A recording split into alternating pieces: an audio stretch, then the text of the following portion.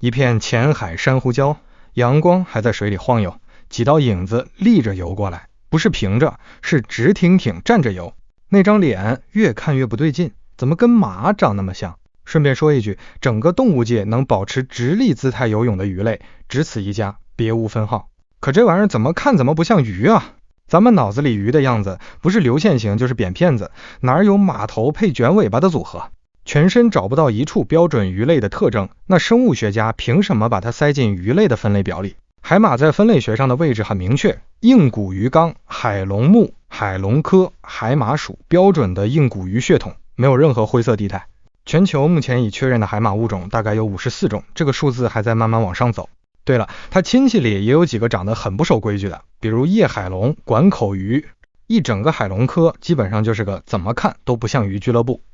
海马的体型跨度夸张得很，最小的成年体长才1公分半，搁你指甲盖上都能站2只，最大的能窜到30公分出头，跟一把标准直尺差不多。设计上处处反常规，脑袋是马头造型，嘴是一根细管子，没有尾鳍，尾巴却能像猴子一样卷着东西抓得死死的。而且海马没有牙齿，也没有一个完整的胃，这个设定到后面吃饭那部分你就知道有多要命了。海马撒得挺广，全球热带和亚热带的浅海基本都有。它们偏爱海草床、珊瑚礁、红树林这种水流不急的浅水区，住的讲究。有些物种甚至能摸进河口，在咸淡水交界的地方照样活。你如果在水下盯过海马，第一反应一定是，这鱼怎么游得这么费劲？它的游泳方式跟别的鱼完全不是一套系统，全身就靠背鳍和胸鳍在那高频抖动，背鳍每秒钟能扇30到70次，换成人类频率，相当于你胳膊1秒钟甩70下，胳膊早飞出去了。可就算这样拼命，海马的最快速度也就每分钟1公尺半，你散步都比它快，大概相当于你在地上慢悠悠溜达，它在你旁边拼了老命还是追不上。所以海马大部分时间根本不游，它那条能卷曲的尾巴才是真正的生存利器，走到哪儿卷到哪儿，缠根海草，挂棵珊瑚，固定住身体就待着不动，省能量。白天出来活动找吃的，一到夜里基本就挂那儿静止了，比你的手机待机模式还安静。对了，它游的时候尾巴其实是伸直的，只有停下来固定身体才会卷起来，很多人以为它一直卷着游，画面其实是错的。海马吃饭这件事处处都是反差。首先是食谱，纯肉食，主食是小甲壳类、桡足类这些浮游小生物，看着挺萌，其实每一顿都在吞活物。捕猎方式是伏击，靠着那一身变色的本事贴过去，慢慢靠近，等猎物完全没反应过来的时候，砰，结束。他用的武器就是那根管状嘴，嘴没法张开，只能靠一瞬间在口腔里制造负压，像吸管一样把猎物嘬进去。整个过程有多快？1000分之1秒。你眨一下眼的时间，它已经完成好几次吸食了。这个速度放在整个动物界都是顶级水平，比任何你能想到的快枪手都快。更吓人的是成功率，海马捕猎的成功率超过90%。你对比一下，狮子草原上追羚羊成功率大概25%，大白鲨捕猎也不到50%。海马看着笨手笨脚的，居然是效率之王，基本张嘴就有。但这个超强战斗力背后有个悲催的设定，它没有胃。食物进去之后直接走消化管道，处理效率极低，营养吸收不了多少。所以海马必须全天不停的吃，醒着就在进食，一天下来能吞掉几千只小甲壳类，嘴根本停不下来。而且它2只眼睛能独立转动，一边瞄准猎物，一边扫描周围有没有危险，吃饭放哨2不误。这个设计还是挺好用的。海马的感情生活比很多人类还稳定，绝大多数海马物种实行严格的一夫一妻制，一旦配对了，这段关系就定下来了，后面的繁殖季还会继续在一起。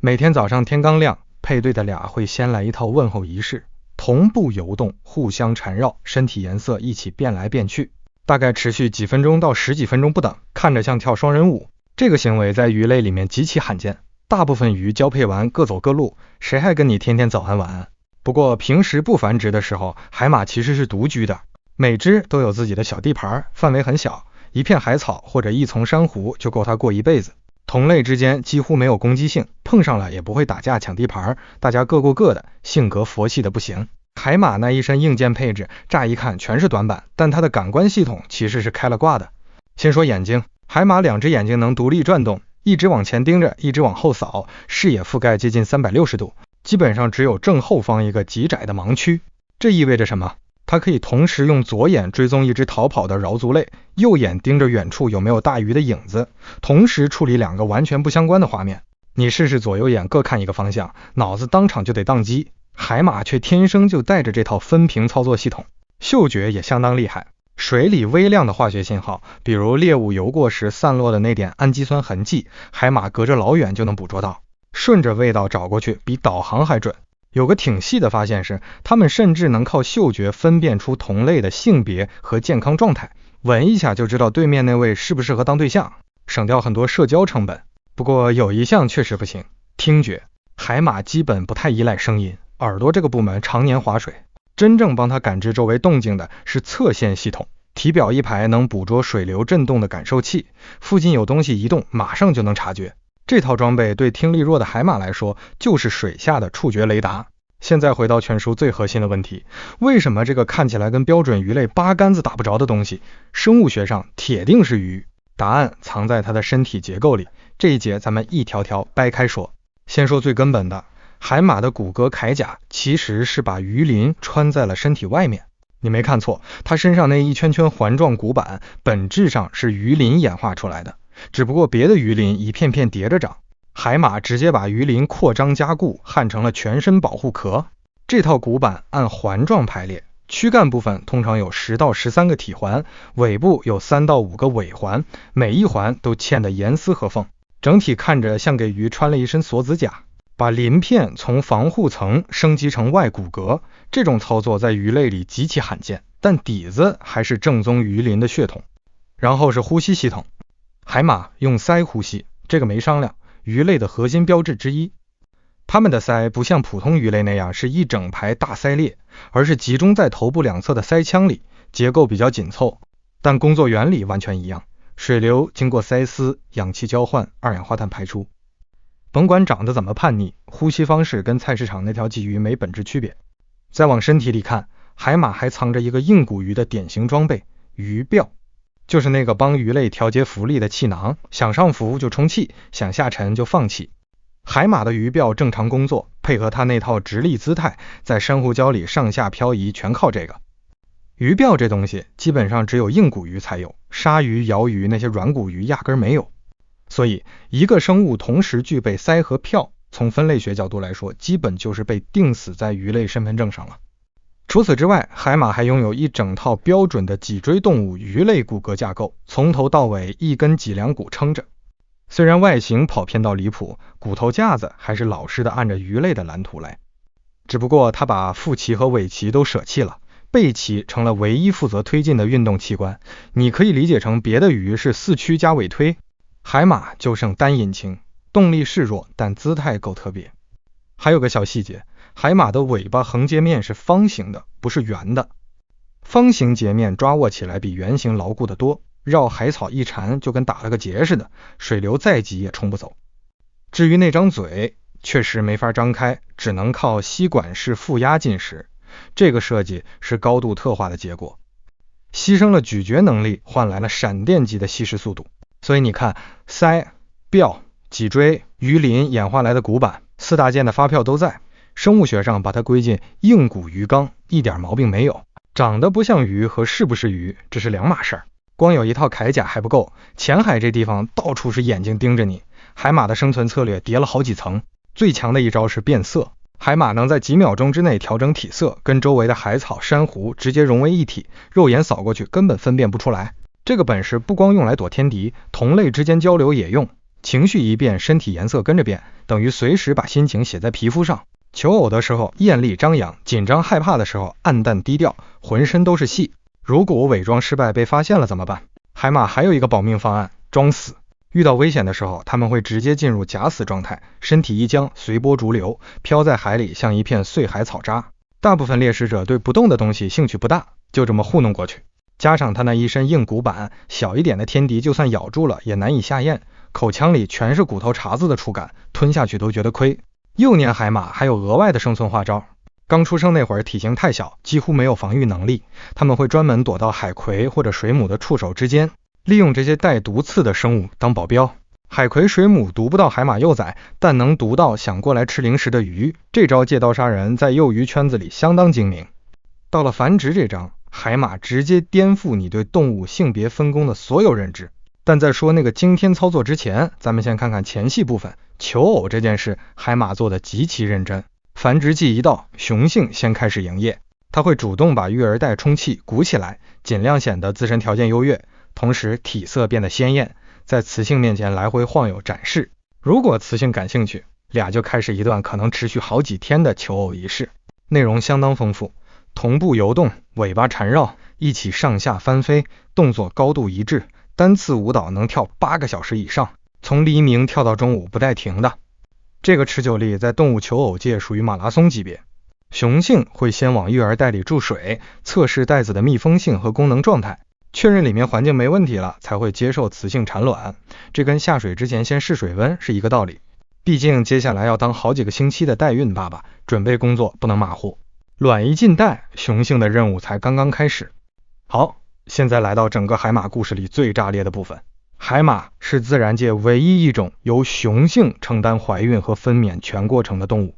唯一。整个动物界你找不出第二家这么干的，怀孕、孵化、生产全是雄性来，雌性只负责提供卵，之后就没它什么事了。这到底怎么实现的？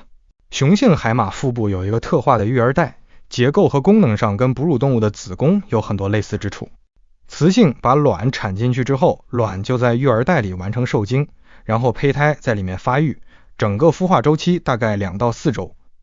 育儿袋内壁会长出一种类似胎盘的组织，给胚胎供氧提供营养，还能调节袋内液体的渗透压，保证小海马发育环境稳定。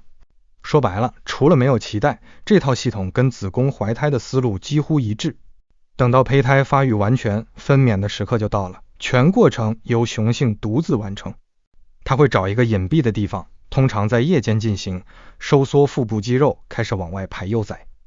小海马像被弹射出去一样，一只接一只从育儿袋里喷出来，整个过程持续几个小时。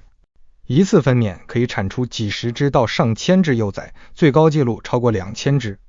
你想想那个画面，一个鱼爸爸在月光下肚子里往外喷孩子，一喷几千个。更绝的是，刚完成分娩的雄性海马，第2天就能再次接受雌性产卵，重新进入孵化周期。上一批孩子刚出生不到24小时，育儿袋已经收拾干净，准备接下一单了。这个连续生育能力在整个动物界都没有对手。但新生海马的命运非常残酷，小海马出生之后立刻就是单打独斗，没有父母带，也没有家庭庇护，父母不提供任何后续抚育，或者说爹已经用怀孕分娩把能给的都给了，剩下全靠自己。刚出生的海马幼崽体型小到可怜，只有几毫米长，在海水里几乎就是个活体颗粒。它们先会在浮游生物层漂流一段时间，跟着洋流到处走，吃更小的浮游生物维持生命。这段时间极其危险，谁都能来吃它们，被大鱼吞，被水母捞，被任何嘴比几毫米宽的东西当点心。野生海马幼崽的自然存活率不到1/1000，1000只里面活下来的不到1只。也就是说，刚才那只雄海马生了上千个孩子，最后能长到成年的可能就1-2个。等那些极少数幸运儿发育到一定阶段，身体足够强壮了，就会从浮游层沉降下来，在海底找一个合适的栖息地定居，正式开始成年海马的生活。海马的自然寿命通常在2到5年之间，不同物种有些差异。它们出生的时候外形就和成年个体高度相似，只是体型小得多，等于出场就是迷你完整版，不需要经历幼虫变态那些复杂过程，长大只需要放大尺寸就行。把镜头拉远一点，看看海马在整个海洋生态里到底占什么位置。简单说，它处于食物链的中层，往上是各种大型鱼类、海鸟、螃蟹这些天敌，随时可能把它当点心。往下是桡足类、小型甲壳类这些被它每天成百上千只吞掉的浮游生物。这个不上不下的位置其实很有讲究，海马种群的数量和健康状况能直接反映一片浅海生态系统的健康程度。因为它对环境变化极其敏感，水质一差，海草床一退化，海马的数量就先掉给你看，相当于海洋里的预警信号灯。同时它也在默默干着生态调控的活，每天大量捕食小型甲壳类，帮这些底层的浮游动物种群维持在一个平衡线上，不至于某一种因为缺少天敌而暴增，进而搅乱整个微型食物网。活儿干得不声不响，但确实少不了。好了，最后一个深层问题，海马到底为什么会演化成这副模样？那么多条演化路线，它偏偏选了最不像鱼的那一条，背后总得有个理由。核心答案藏在那张马脸一样的头上，准确说是那根长长的管状吻。这个设计之所以被演化选中，是因为它能让海马在不搅动水流的情况下偷袭猎物。普通鱼类张嘴吞食，口腔一开一合，前面会产生一股水流推着猎物跑，猎物感知到水流变化，立刻就弹开了。海马不张嘴，它用吸管嘬，嘴巴本身不动，猎物周围的水流几乎没有任何变化，等于它在猎物身后已经摆好姿势了，对方还完全蒙在鼓里，下一秒就被吸进去了。这套不扰流偷袭系统是海马捕猎成功率超过 90% 的根本原因，而这个设计的代价就是它的头部形态被演化拧成了现在这个完全不像鱼的样子。从化石证据来看，海马的祖先大约在1300万年前开始出现直立游泳的形态。1300万年什么概念？那时候人类和黑猩猩的共同祖先还在树上晃悠，而海马已经开始琢磨怎么立着游更快了。直立姿态配合卷曲尾部，都是为了适应浅海复杂环境，海草床、珊瑚礁这种地方枝枝杈杈太多。流线型横着游反而处处碰壁，立起来尾巴能抓东西，机动性和稳定性都大幅提升。在这个过程中，海马把能扔的都扔了，牙齿没了，胃也没了，这在演化上是为了追求极致轻量化和高速吸食能力做的取舍，嘴里少一套咀嚼结构，吸食动作就能更快更狠。不同栖息地的海马外形还会随环境产生明显的适应性差异，住在海草床的和住在珊瑚礁的体色、骨板凸起程度甚至吻的长度都可能不一样。同一个物种换个环境住个几万代，慢慢就分道扬镳了。所以回过头看，海马长得不像鱼，恰恰是演化把它打磨成了最适合自己活法的样子，用一套正常的鱼类基础架构改装出了一台高度特化的浅海生存机器。人类对海马的兴趣一直很高，但这份关注对他们来说未必是好事。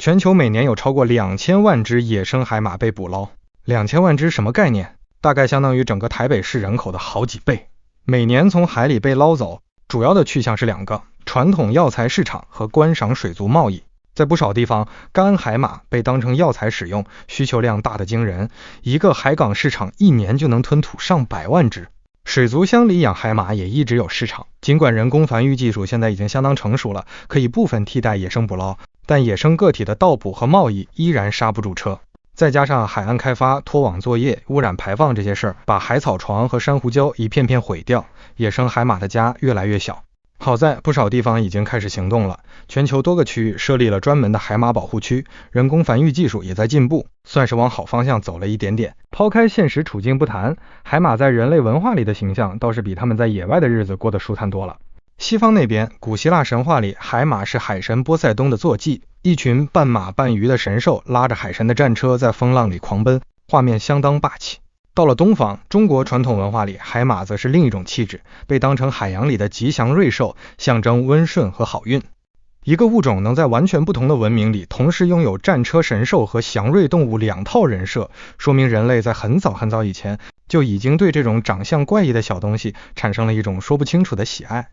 目前大多数海马物种已经被列入世界自然保护联盟，也就是 IUCN 的红色名录，其中不少处于易危甚至濒危的评级。过度捕捞、栖息地破坏和海洋污染3座大山压着，野生种群的数量在全球范围都在往下掉。海马同时也被列入了 CITES 附录2，国际贸易受到严格管制，但这个管制能执行到什么程度？说实话，因地区而异，漏洞依然很大。回到最初那个问题，海马凭什么算鱼？答案其实很实在，它用鳃呼吸，有鱼鳔，有脊椎，体表那层骨板本质上就是演化过的鱼鳞。4大件的收据全在，一条硬骨鱼该有的核心装备一个不少。长得怪，只是因为它在1000多万年的演化里，为了活下来做了太多特化改装。那问题抛给你了，你还知道哪些动物长得完全不像自己那个分类的标准形象，但生物学上偏偏就属于那一家族的？在评论区聊聊，咱们一起把那些长得不像但确实是的生物扒出来。